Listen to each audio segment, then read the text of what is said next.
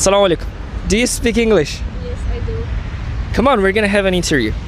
No, thank Do you have IELTS? Any certificates? Yes, I do. What score do you have in IELTS? I have 6. Okay, I'll give you 3 sentences in English, and if you can translate at least 2 of them into Uzbek without major mistakes, I'll give you 100k.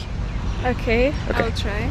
What score do you have in IELTS? 6. 6, okay. Bu yoqqa o'tib olaylik, yuziga oftob tushyapti.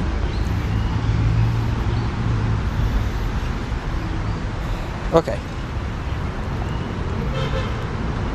Birinchisi. Telefonimning zaryadi tugab qoldi, shuning uchun men sizga yoza olmadim. My phone died. My phone battery died. That's why I couldn't text you. Perfect. Ikkinchisi.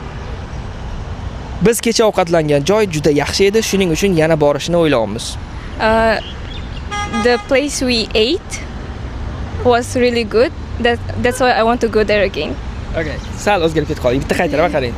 Biz kecha ovqatlangan joy juda yaxshi edi, shuning uchun yana borishni o'ylayapmiz. Kecha demoqchimisiz? The place we went yesterday was really good. That's why we are planning to go there again. Okay, perfect. Rejalashtiramiz bo'lib ketdi. No, perfect. Oxirgisi 500 dan ortiq o'quvchini ingliz tilida xayolga kelgan gapni ayta oladigan darajaga olib chiqdim. Ushbu darsni 250 mingdan oshiq o'quvchi ko'rib chiqdi. Siz ham ko'rib chiqing. Siz gaplashgan qiz mening kursdoshim, lekin u sizni tanimaydi. The person you talked to was my course mate, but she or he doesn't know you. Perfect. Tabriklayman. Bu yoqda o'qiysizmi? Yeah. Nechinchi kurs? 3-chi. Voy, rahmat. Rahmat. Roziman. Rahmat. Charchamang. Hop.